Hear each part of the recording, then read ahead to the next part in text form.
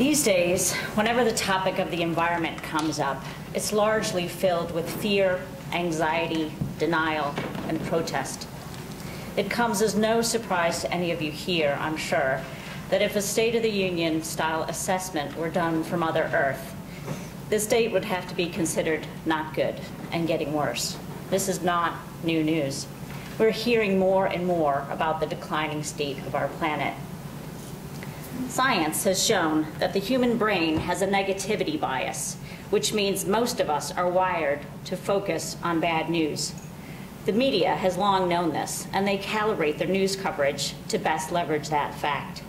This is one of the reasons we're seeing an increasing number of stories in the news about the negative impacts of climate change, but rarely do we hear about the hopeful trends.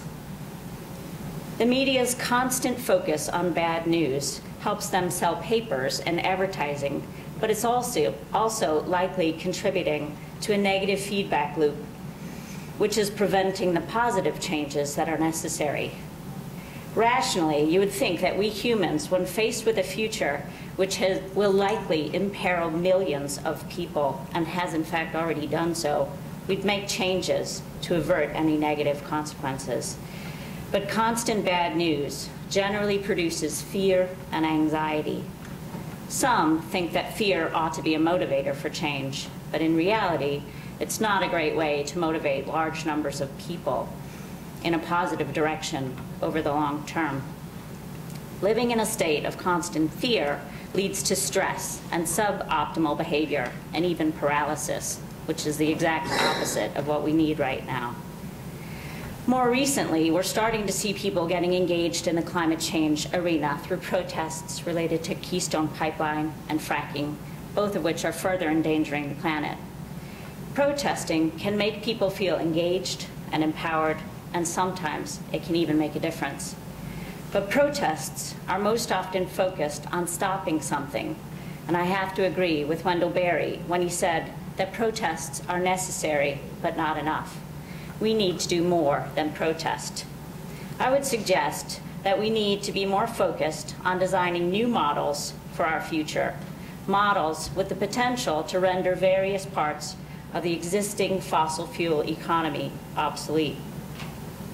So the question is, what can we do as individuals, as a community, and as a society to reshape the future into one where humans and all life forms can thrive on Mother Earth? While many people think the problems are too big and don't hold out much hope that things can change, the reality is that there are trends for hope for the future out there if we look for them.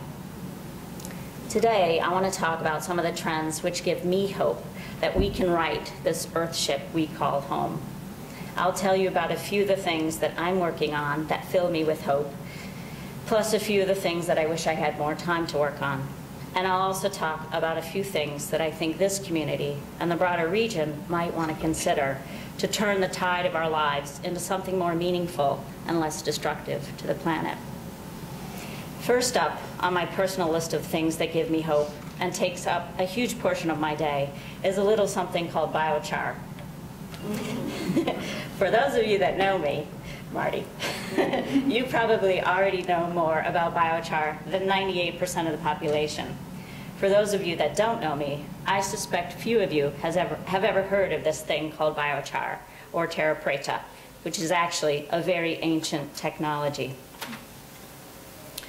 About 3 years ago, I was completing a master's in managing for sustainability, and I stumbled upon a book written by Chris Goodall called 10 Technologies to Save the Planet. Among the chapters on wind, solar, tidal, electricity was this concept of turning waste biomass into a charcoal-like substance, which, when added to the soil, not only enhances many soil functions, but buries up to half of the CO2 absorbed during the plant's lifetime for hundreds, if not thousands of years. Having grown up on a farm on the other side of Canandaigua Lake, this was something I could relate to. Knowing that our soils are becoming increasingly exhausted, eroded, and toxified, the idea of adding long-lasting carbon to them seemed to resolve so many problems above and below ground, all in one fell swoop. I was hooked. Early estimates have indicated that simply by converting waste biomass into biochar, we could sequester the equivalent of 12% of current greenhouse gas emissions. It's obviously not going to get us back to where we need to be all on its own, but biochar is the only known sequestration technology which is not only safe, but highly beneficial to soils, water, and air. After finishing up my master's, I started Finger Lakes Biochar last year and have been working on designing closed-loop biochar production models which convert waste biomass into biochar for use on farms.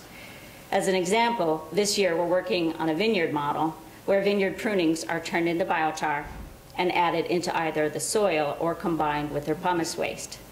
And while I was originally attracted to biochar's ability to build more resilient soils, I found yet another reason to love this ancient low-tech product. In many biochar production scenarios, heat and electricity can be generated through combustion in a renewable fashion.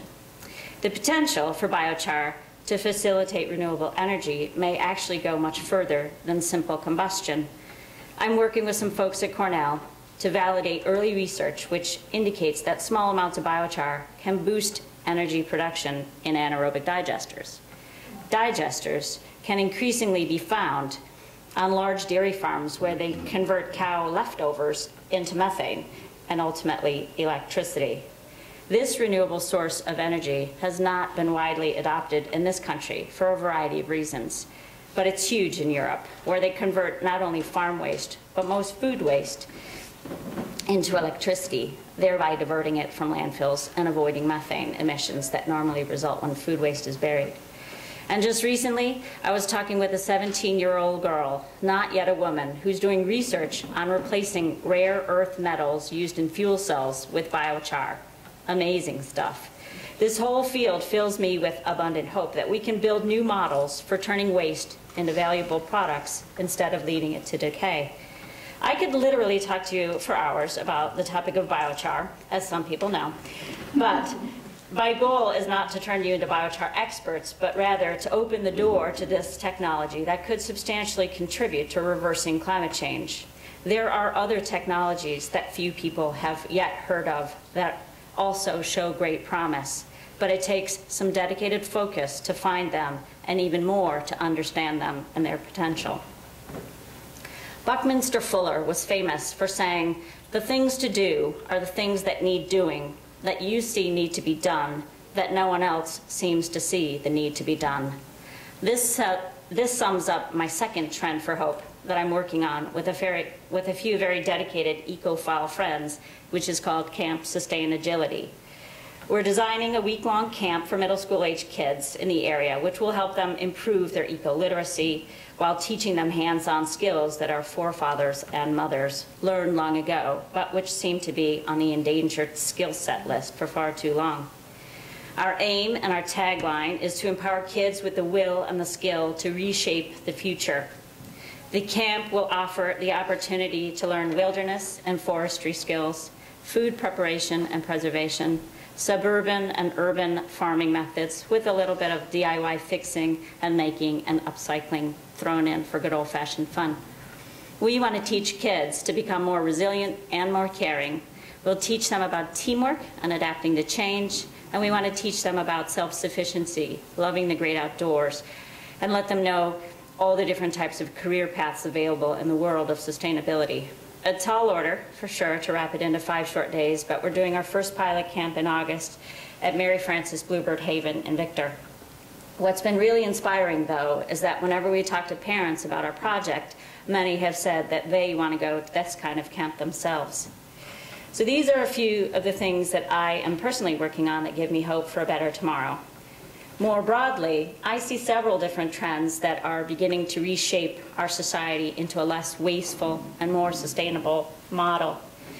Nationally, I see hopeful signs that the days of hyper-consumerism may be on the decline. Although some of this is likely due to a slower economy, there are an increasing number of ways that individuals are doing more with less.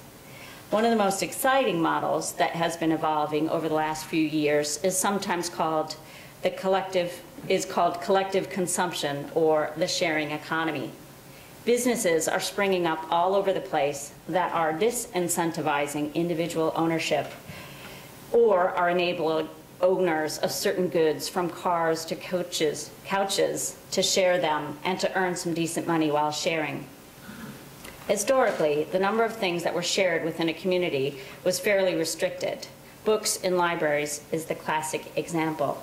But now, new models for sharing are popping up all over the country. Communities are creating tool and toy libraries that take the old-fashioned concept of book libraries to an entirely new level. So much of what we spend good money on sits unused for 80% of the time. Things like sewing machines, kitchen equipment, car repair tools, lawnmowers. Imagine not having to spend money and find storage space for all of these types of things. I think this community, with a little effort, could turn this building right here, which is probably not used more than several hours a week, into some kind of shrine for sharing. Imagine this. You take a poll of the community to find out what types of things people want to use but don't want to buy because they know it'll end up taking up space and not used. You find people that have these items to donate, or you buy them on Craigslist, and then on Sundays, when people are coming to church anyway, they can pick it up or drop it off. No doubt there are challenges to creating this type of thing, but the benefits go beyond saving money. Obviously, fewer resources are used if fewer items are produced and fewer objects are added to the landfill. But these kinds of activities also foster more trusting relationships and a deeper sense of community. In a way, it's the 21st century version of borrowing a cup of coffee.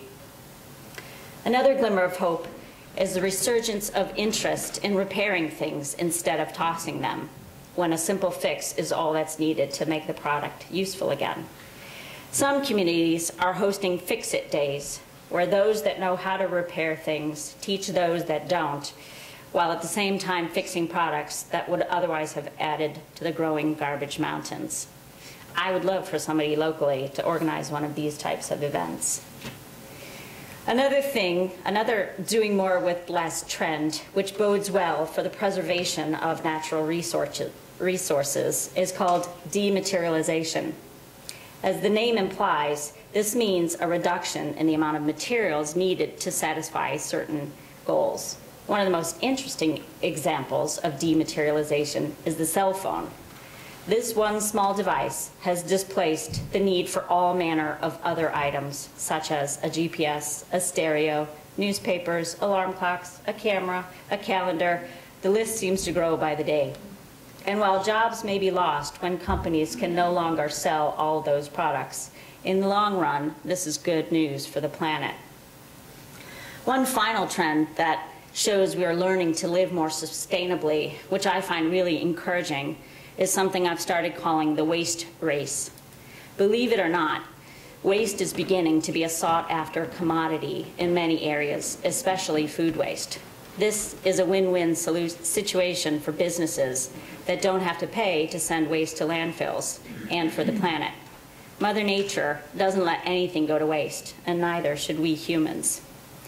These are just a few of the trends that I see happening. There are many, many more. To successfully combat our inbred negativity bias, it's important to focus on the positive, to really dwell on the positive. Not to the extent that we are all sporting rose-colored glasses forevermore, but to the point where we do not lose hope, to the point where we set specific, challenging goals for ourselves and our communities that begin the long process of restoring Mother Earth to the glory she deserves. The other benefit of focusing on hopeful trends or bright spots is that these very likely represent models that we may be able to replicate elsewhere, models which can put many of our out-of-date, pollution-promoting paradigms on a path to extinction. The Sierra Club has been very focused and very successful at preventing the construction of new coal-burning power plants over the past decade. How can we mirror that focus and that success elsewhere? Germany has figured out how to get to zero organics to landfill. How can we mirror that success here? Bright spots show what can be done. what has been done. Bright spots provide more than hope. They provide a roadmap. There's much to be done, and yes, it can very often seem overwhelming when all we hear is bad news. We cannot wait for the federal, state, or local government to rescue us with regulation. We cannot expect the news media to start reporting all the good news, as this is not part of their DNA. We cannot assume that technology will ride in and save the day at the last minute. We cannot simply sign petitions and attend protests, though we must do that whenever and wherever we have the chance. Much, much more is needed. Most people here are probably familiar with Margaret Mead's oft-quoted saying, "Never doubt that a small group of thoughtful, committed citizens can change the world. Indeed, it's the only thing that ever has."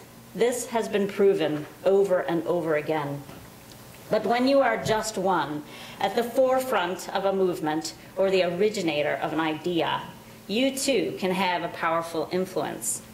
I'm inspired by my favorite sage, Buckminster Fuller, who had the words, "Call me trim tab," inscribed on his tombstone. A trim tab, for those of you that might not know what it is a small part of the rudder on a ship and can also be found on the wings of an aircraft. This little piece of equipment helps set the course for these enormous machines. He used this tiny little object with a disproportionate influence as a metaphor for his life and as an inspiration for others to show that the actions of everyday citizens is where it all begins. I think of that often these days in my own life, when just 1 year ago, my camp fantasy was just that. I whispered the idea to some friends who breathed life and hope into it, and now we're on the cusp of taking our first real steps to making it happen. Regardless of whether we succeed or fail, I've deepened relationships with people that I would never have had the opportunity to do so with before. We have accomplished friendship, as Wendell Berry has said, which is no small feat in a hyperactive society, and we are resolved to do far more than that. There is not one solution which will heal the thousands of wounds inflicted on our planet. Mother Earth needs 1,000 times 1,000 points of light right now. She needs the talents and energy that each and every one of us has to offer, and we need to begin now. And for those of you that have already begun your eco journey, I encourage you to step up the pace. Think of it as a cosmic payback for all of the daily gifts she's bestowed upon us for millennia. So I'd like to plant the seed of an idea that each of us makes an Earth Day resolution, not just this year, but every Earth Day, to commit to some new way we can live more lightly on the planet, or better yet, commit to some restoration of our one and only life-giving planet. I can just about guarantee your life will become more abundant in unexpected ways once you start on this journey. This church holds as one of its core principles the belief in justice, equity, and compassion in human relations. Human relations must consider not just those on earth today, but those that are yet to be. We must begin to embrace, promote, and protect intergenerational equity. We must start living today in a way which allows our children's children to live abundantly. This is the ultimate gift we can give them. When you make an Earth Day resolution, you're honoring future generations. Humans of today and tomorrow will benefit greatly from the restoration of the various ecosystems which have suffered over the past several decades. Another tenet of the Unitarian Universalist Church is respect for the interdependent web of all existence of which we are a part. Wendell Berry creatively reinterpreted the Golden Rule in a way which provides a great roadmap for how we should be respecting the interdependent web of life when he said, "Do unto those downstream as you would have those upstream do unto you." How often do we do things without considering the downstream impacts? It's ingrained in most of us, I believe. From spraying pesticides on our lawn to get rid of a few pesky dandelions, to buying fast food and tossing out all of the packaging, which might have had a useful life for less than 5 minutes. Making an Earth Day resolution to consider the downstream impacts in just one area of your life could benefit all manner of life forms. I encourage you all to seek out the bright spots, to think creatively about how those trends for hope can be reinterpreted to help develop new models in other places, to displace models that do not benefit the interdependent web of life. Committing your attention and your energy to needs greater than your own not only will give your life more purpose, but it enables you to become one of the 1,000 times 1,000 trim tabs that the planet so urgently needs right now. Thank you.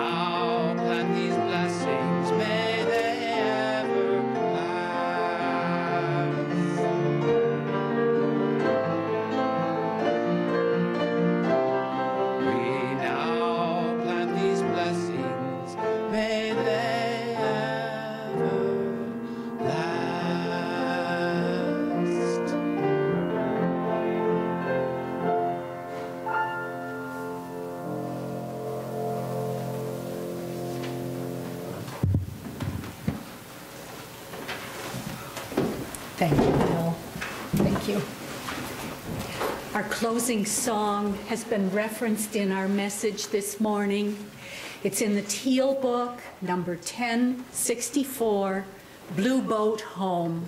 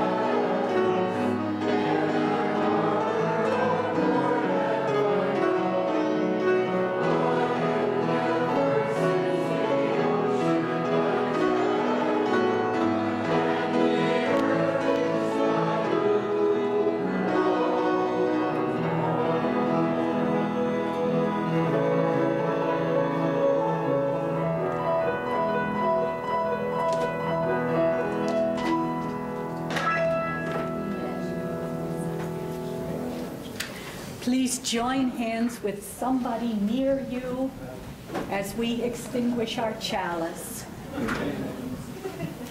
We extinguish this flame, but not the light of truth, the warmth of community, or the fire of commitment. These we carry in our hearts until we are together again. Go in hope.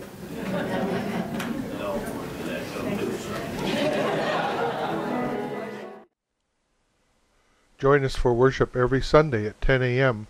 at the Unitarian Universalist Church of Canandaigua, a welcoming congregation. We are located at 3024 Cooley Road, 4 miles west of South Main Street, Canandaigua, just north of the intersection with Routes 5 and 20. Look for the blue signs just before the turn. Your comments about this program or questions about the church are welcome at 585-396-1370 or at our website, www.canandaiguauu.org. Producer and editor, Daniel Brigham.